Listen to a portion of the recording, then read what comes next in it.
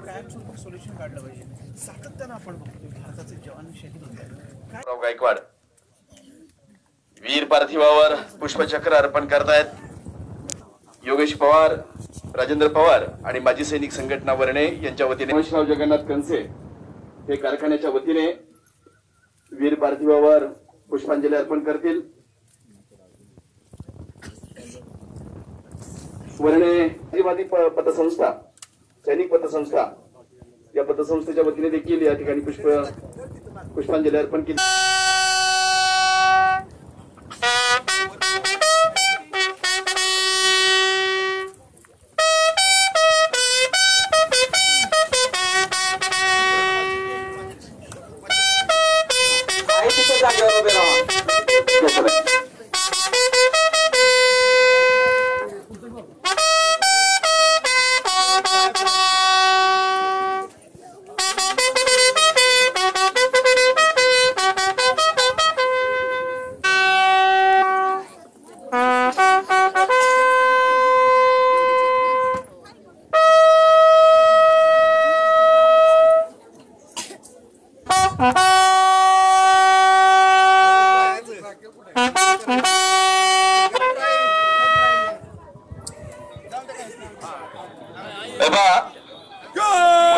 सर्व मान्यवर बसून घेणार आहेत, कुणी जागेवरून उठणार नाही.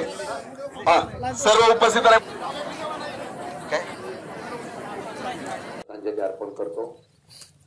आम्हाला अभिमान आहे या मातीमध्ये अशा प्रकारचे सुपुत्र देशाच्या रक्षणासाठी आपल्या आयुष्य आपल्या सर्वांच्या वतीने या वीर सुपुत्राला मी भावपूर्ण आदरांजली वाहतो आणि त्यांना चिरशांती लाभावी अशी प्रार्थना करतो आणि या ठिकाणी थांबतो. धन्यवाद. आपल्या विभागाचे खासदार माननीय श्रीमंत छत्रपती उदयनराजे भोसले महाराज हे या प्रसंगी उपस्थित आहेत. यांच्या पवित्र पार्थिवावर आदरणीय श्रीमंत छत्रपती खासदार उदयनराजे भोसले, आदरणीय खासदार श्रीमंत छत्रपती उदयनराजे भोसले यांना मी यांच्या प्रती सद्भावना व्यक्त करायच्या आहेत आणि श्रद्धांजलीपर 2 शब्द महाराजांनी व्यक्त करावीत अशी मी विनंती करतो. आपण आपल्या मित्राला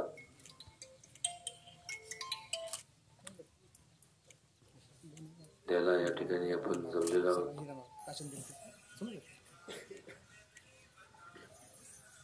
त्यांनी संपूर्ण आयुष्याचं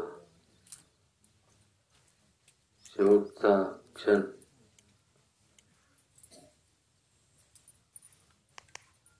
या देशाच्या सेवेकरता वेचला, आपल्या करता वेचला. हा देश सुरक्षित राहण्याकरता वेचला. कुठल्याही परिणामाची विचार न करता त्यांनी हे जे महान कार्य केलं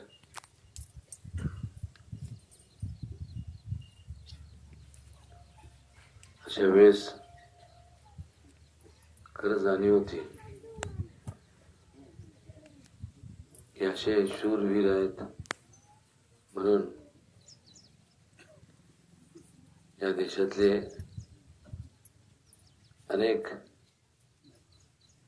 कुटुंब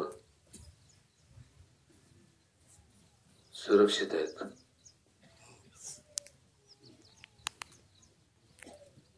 पण मात्र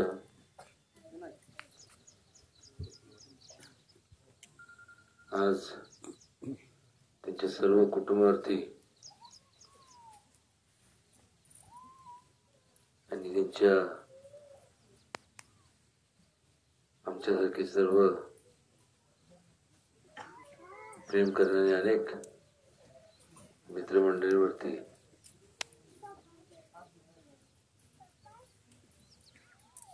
जे दुःखाचं सावट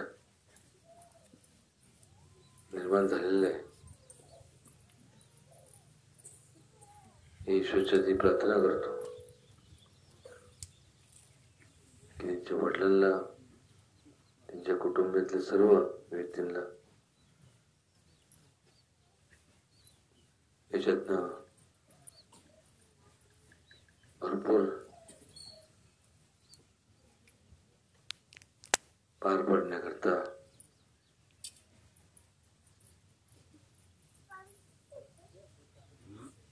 त्यांचं मनोधैर्य वाढवण्याकरता बसत नाही, पण नक्कीच ज्या ज्या वेळेस शहीद होतात, वाईट तर वाटतंच, पण कुठेतरी ह्याच्यातनं एक कायमस्वरूपी मार्ग हा निघाला पाहिजे. अनेक वर्षापासून आपण फक्त घोषणाबाजी ऐकत आलोय.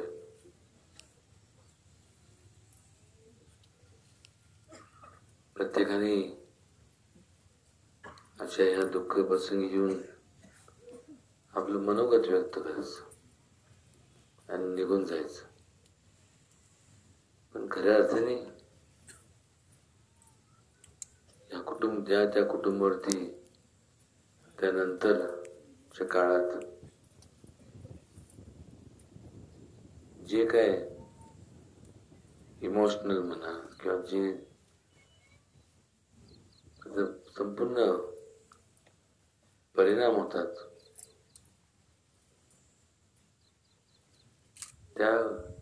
त्याचा विचार करता कायमस्वरूपी तोडगा निघाला पाहिजे. कारण आज आता बोलत असताना सुद्धा कुठं ना कुठेतरी या सीमेवरती कोण ना कोणतरी शहीद होत असेल, ही संकल्पनाच मुळात पटत नाही.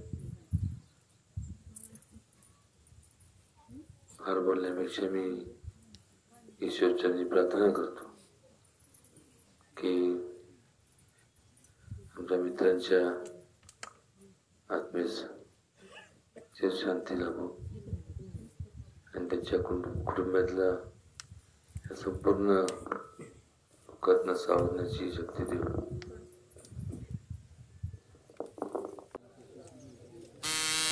हा शोकाकुल झालेला आहे.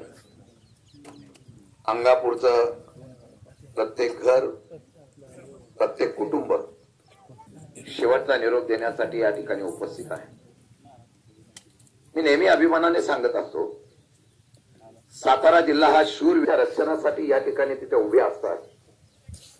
अशा या सातारा जिल्ह्यातला एक सुपुत्र या ठिकाणी शहीद झाला. कुटुंबाच्या वतीने